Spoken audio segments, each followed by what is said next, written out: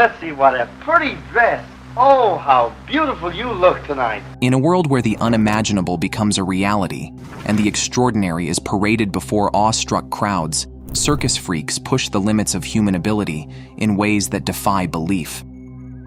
These performers turned their unique traits into captivating spectacles. Prepare to be amazed as we reveal the most extreme figures and their astonishing stories. Number 10. Mirandajo, the Invulnerable Man. Imagine a man standing on stage, his chest pierced by swords, yet he remains calm and composed. This isn't a scene from a medieval fantasy, but the jaw-dropping reality of Mirandajo, a Dutch mystic and performer whose acts left audiences in Zurich, Switzerland, and beyond utterly speechless. Known for his astonishing ability to endure extreme pain without flinching, Dajo's performances were nothing short of miraculous. Born as Arnold Garrett Henskes in 1912, Dajo's journey to becoming the Invulnerable Man began with an epiphany.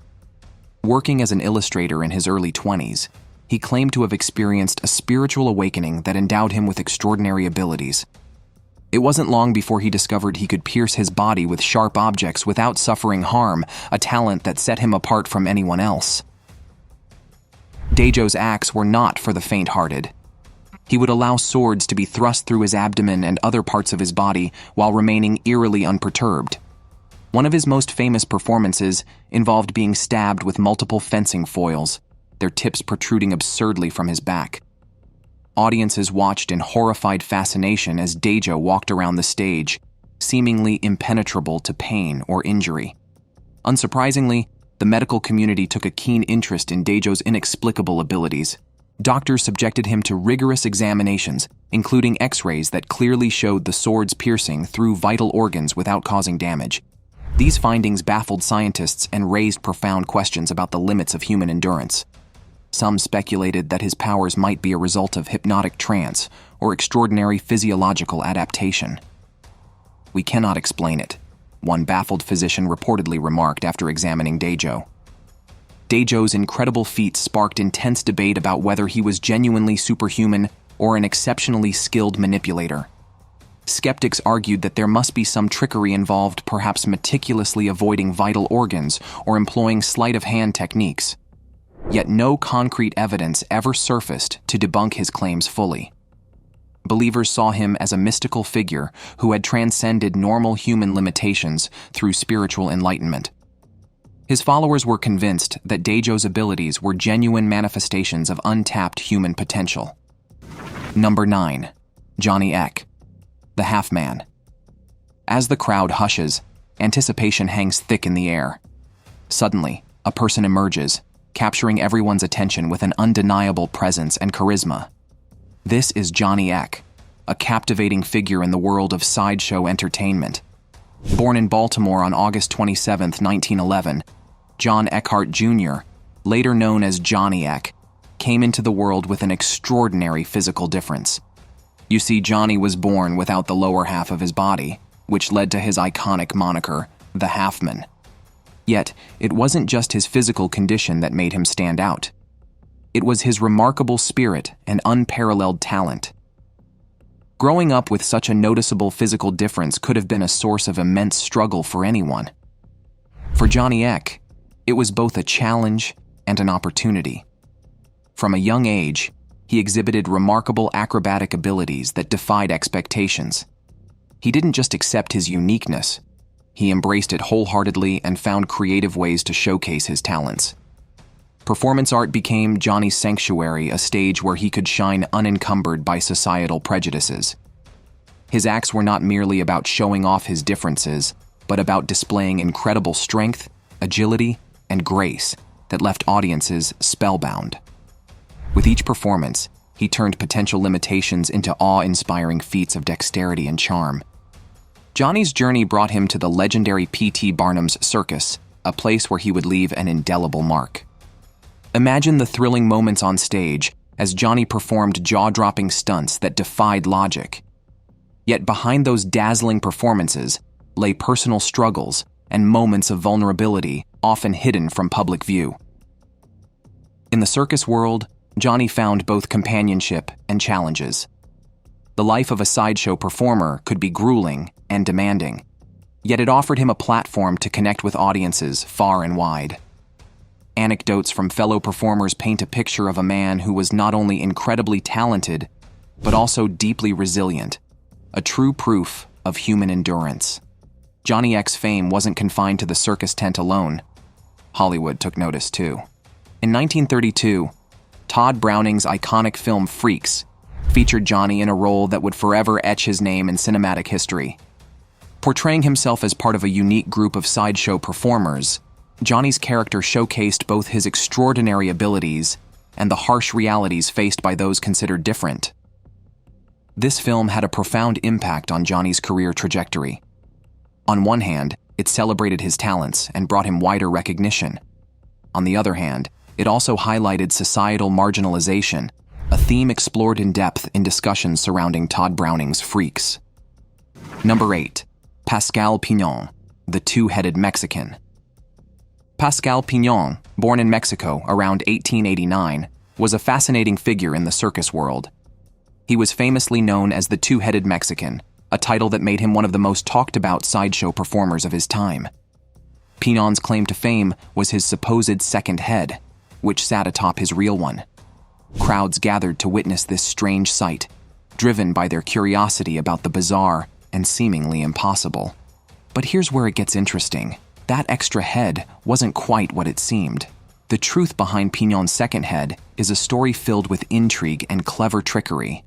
Pon's second head wasn't a natural part of his body. Instead, it was an elaborate hoax created by his circus employers to attract audiences and make money. The extra head was reportedly made from wax or rubber, skillfully attached to Pon's scalp with adhesive. This cunning fabrication allowed circus promoters to market him as a medical marvel, capitalizing on the public's fascination with the deformed and extraordinary. The ethical questions surrounding Pascal Pon's portrayal as a two-headed man are thought-provoking. Was he just a pawn in a scheme devised by exploitative showmen, or did he actively participate in shaping his own story? It's suggested that Pon may have willingly agreed to the deception, realizing that it provided him with a steady income and a certain level of fame. Yet, it's hard not to wonder whether this agreement came from genuine consent or a lack of better opportunities. The circus industry at the time had a notorious reputation for exploiting its performers, often taking advantage of those with physical anomalies for financial gain. What happened to Pascal Pon after his time in the spotlight? Living with the legacy of being known as the two-headed Mexican couldn't have been easy. The myths and legends surrounding him persisted long after he left the circus tent behind. Returning to ordinary life meant coping with fame that was rooted in deception, a challenging feat by any measure. Pon's later years are vague, much like his second head. Some accounts suggest he lived out his days quietly in relative obscurity. Others indicate he continued to tour sporadically until he died in 1929.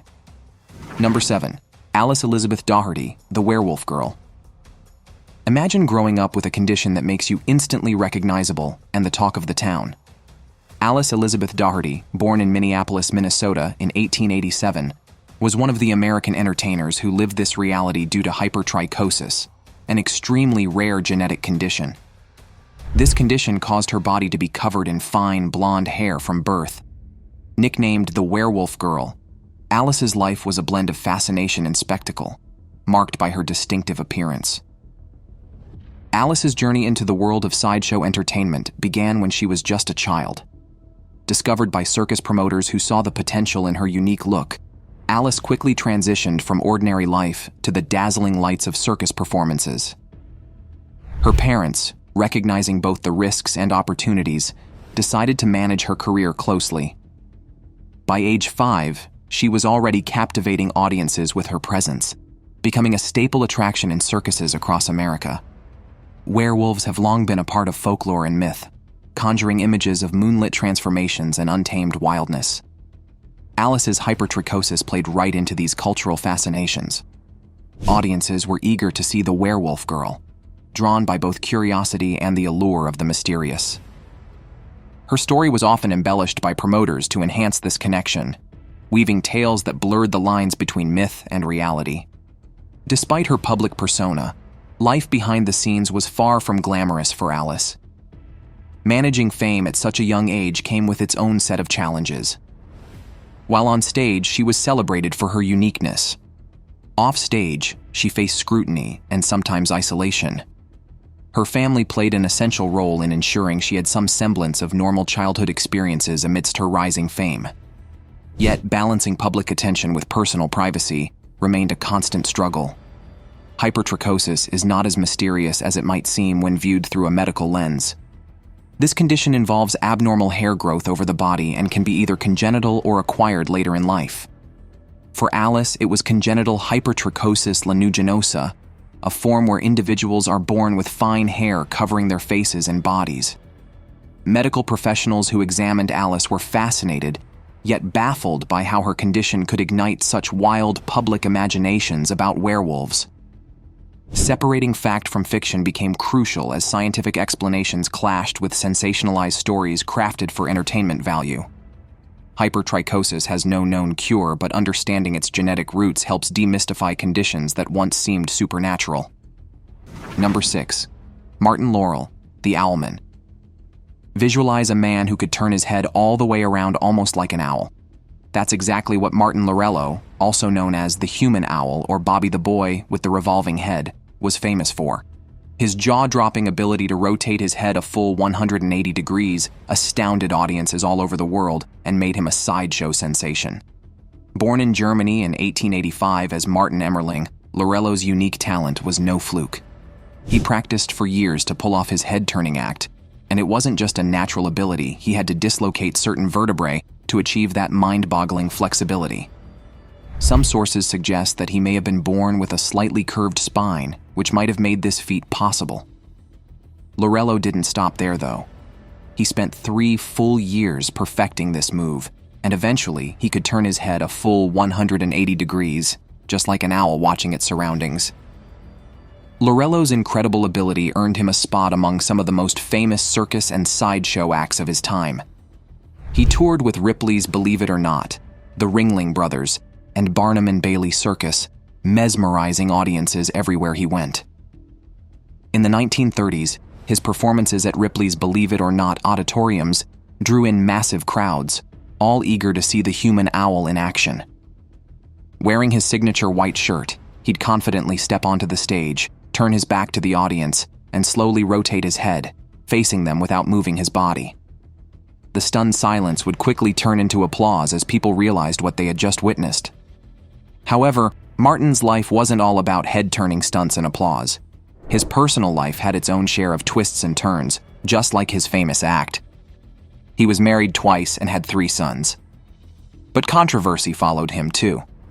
In 1931, during a circus performance in Baltimore, police arrested Laurel after receiving a complaint from his wife, who accused him of abandoning her and their children. In a moment that seemed almost scripted for the stage, Laurel was confronted by the police while performing. As they approached, he calmly turned his head all the way around, winked at the officers, and was promptly arrested. It was a bizarre moment that only added to the strange and fascinating legend of the human owl. Subscribers pick. In the picture, we see 2 incredible figures. The unsettling image of Dejo shows him with a sharp sword piercing through his body without a drop of blood, while Alice's unique condition of hypertrichosis left her entirely covered in thick hair, giving her an almost mythical appearance. How could a man withstand such brutal acts? And what led to a girl being born with hair so unusual it resembled a creature from legends? Do you believe their uniqueness was a gift or a curse? Share your thoughts in the comment section below. Number 5. Pauline Musters, the world's smallest woman. Imagine a world where being just 23 inches tall could make you a superstar. Meet Pauline Musters, famously known as the world's smallest woman. Her tiny size made her stand out right from her birth in 1876 in Ossendrecht, Netherlands. But there was more to her than just her size. Her story is one of strength, resilience, and undeniable charm. Pauline's journey to fame started humbly, but quickly gained speed. By the age of 9, she was already touring Europe, impressing audiences with her unique look and lively performances. The circus world noticed her talent, and soon enough, she found herself performing not only in Europe but also across the Atlantic in America. Her acts often included dance routines and acrobatics that showed off her agility and grace despite her small stature. Newspapers called her Princess Pauline, and she became a household name almost overnight. Life under the big top wasn't all glitz and glamour for Pauline. Being constantly in the public eye came with its own set of challenges. Picture adapting in a world designed for people quite literally twice your size or more. From simple tasks like finding clothes that fit to dealing with the constant scrutiny from an audience that saw you as a living oddity, Pauline faced hurdles at every turn. She also had to deal with the emotional strain of being seen mainly as a curiosity rather than a person with feelings and dreams. Each performance meant putting herself on display for others' entertainment, a reality that could be both thrilling and tiring. Pauline Musters was far more than just the world's smallest woman. She had an incredible personality that left a lasting impression on those who met her. Described as lively and full of life, she won over many through her kindness and sense of humor. Her talents extended beyond circus acts. She was also skilled in needlework and enjoyed singing. Pauline wanted to be remembered not merely for her physical attributes, but for who she was as a person. She dreamt of living a life where people would see beyond her size to appreciate the depth of character within. Number 4. Myrtle Corbin, the four-legged girl. Ever heard of someone with not 2, but 4 legs? Meet Myrtle Corbin, a performer who amazed and intrigued audiences. Born in 1868 with a rare condition called dipagus, Myrtle had 2 separate pelvises, each with its own set of legs. This unique feature quickly made her famous in the world of sideshow entertainment. Imagine being in a crowded circus tent and seeing a young girl with 4 legs walk onto the stage. It was an unbelievable sight for many back then. Myrtle's act wasn't just any performance. It was a show that made people both admire and question what they were seeing. As part of the Ringling Bros Circus, she traveled across the United States, showing off her extraordinary anatomy to fascinated crowds. Her shows often included simple yet captivating acts like dancing or just walking around, letting people marvel at her extra limbs.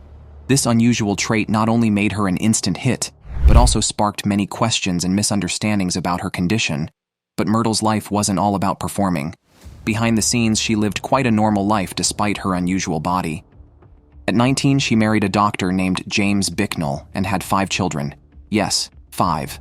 Her ability to have a typical family life despite her condition is truly inspiring. Contrary to what some might think, Myrtle's extra legs didn't stop her from having kids. In fact, she gave birth through both pelvises, a medical wonder that caught the attention of scientists and regular folks alike. People were naturally curious about how Myrtle managed everyday tasks with 4 legs. Questions like how she walked or if all 4 legs worked were common, though only one pair was strong enough for walking. This mix of wonder and lack of understanding led to various myths about her lifestyle and abilities. Some thought she had magical powers. Others believed her extra limbs were just for show or even fake. Myrtle's extraordinary physical characteristics drew significant attention, but she lived a relatively long life for her time, passing away at 59. Number 3. Felix, the Elastic Man. Imagine a man who could stretch his skin like rubber bands, contort his body in unimaginable ways, and leave audiences gasping in disbelief. Enter Felix, famously known as the Elastic Man. Coming from a small town, Felix discovered his unique ability early in life. His extraordinary elasticity wasn't just a party trick, it was a ticket to stardom in the world of freak show performers. Felix, born in Wisconsin in 1858, amazed audiences with his remarkable elasticity. He could stretch his skin and bend his limbs backward with ease, showcasing abilities that seemed almost superhuman. Felix's journey into the spotlight started humbly. News spread quickly about the boy who could pull his skin inches away from his body without feeling pain. Soon enough, he was performing at local fairs and sideshows, captivating anyone fortunate enough to witness his bizarre talent. As his fame grew, so did the complexity of his acts, turning him into an international sensation. The secret to Felix's astounding performances lay in a rare genetic condition called Ehlers-Danlos syndrome (EDS). This group of connective tissue disorders affects the skin, joints, and blood vessel walls, making them unusually flexible and fragile. For Felix, this meant having skin that could stretch far beyond what most people could even imagine. EDS is more than just a medical oddity. It comes with its own set of challenges and health risks. Joint dislocations are common, bruises appear easily, and wounds take longer to heal. However, these drawbacks were overshadowed by the incredible opportunities his condition afforded him in the world of entertainment. Interestingly, EDS is often associated with hypermobility, which is characterized by joints that can move beyond the normal range of motion. This aspect of EDS provided Felix with even more flexibility and control over his body. Felix's acts were nothing short of mesmerizing. Picture him stretching the skin of his neck to cover half his face, or pulling the skin on his stomach out like a sheet of taffy. These feats weren't just tricks, they were genuine displays of human elasticity that left audiences both horrified and fascinated. Some of his most popular performances saw Felix grasp folds of skin along his torso and stretch them outward to mimic the bellows of an accordion. He would bend his arms and legs in ways that looked impossible for human anatomy.